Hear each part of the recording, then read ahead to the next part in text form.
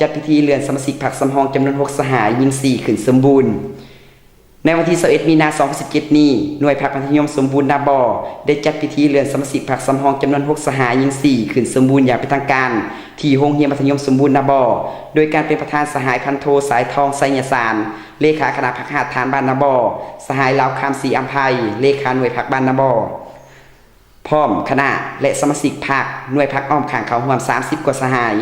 ในพิธีสหายนางดวงมาลากศนาคณะหน่วยพรรคมสนาบอขึ้นผ่านใบอนุมัติของคณะประจำพรรคเมืองเซโปเลขที่04ทับคพพม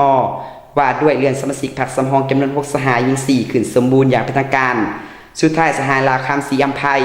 เลขาหน่วยพรรคมสนบก็ได้ให้เกียรติขึ้นโอลมและให้ทิศยังทางแก่พิธีดังกล่าวซึ่งสหายได้ยกให้เห็นถึงสิทธิหน้าที่พระราชบาทของสมาชิกพรรคสมบูรณ์และเรียกร้องให้สมาชิกพรรคใหม่จงพร้อมกันเอาใจใส่ก่อสร้างและปรับปรุงตนเองตามหาหลักมูล3ทิศนำก็คือพรรคประชาชนปฏิบัติลาวยึดมั่นลัทธิมาร์กเลนินและมูลเสื่ออันดีงามของพรรคเป็นพื้นฐานแนวคิดทฤษฎีของพรรคเสริมขยายลักษณะนำหน้าลักษณะต่อสู้ของชนสังคมกรก่อสร้างและปรับปรุงพรรคให้ปลอดภัยเข้มแข็งและนักแน่นพรรคประชาชนปฏิบัติลาวจะตั้งตามหลักการล้วนสูงประชาธิปไตย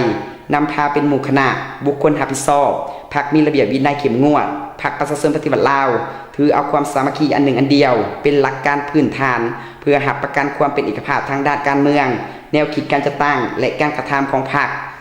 ประชาชนปฏิบัติลาวถือเอาประชาชนเป็นกบหับใส่ประชาชนด้วยความบริสุทธิ์ซื่อสัตย์เคลื่อนไหวตามแนวทางมหาชนของพรรคอิงใส่มหาชนและผ่านกระบวนการปฏิวัติของมหาชนเพื่อก่อสร้างและขยายพรรคประชาชนปฏิบัติลาวถือเอาการติชมตนเองติชมกันเป็นกฎเกณฑ์แห่งการคงตัวและขยายตัวของพรรค3ทิศนำแม่นก่อสร้างพรรคให้ปลอดภัยเข้มแข็งนักแน่นทางด้านการเมืองแนวคิดการจัดตั้งและแบบแผนนำพาของพรรค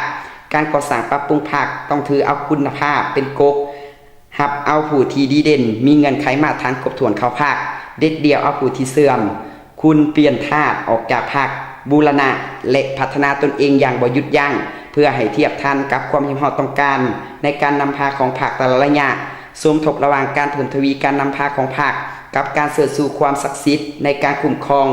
ของรัฐเสริมขยายบทบาทเป็นเจ้าการของบรรดาองค์การจัดตั้งมหาชน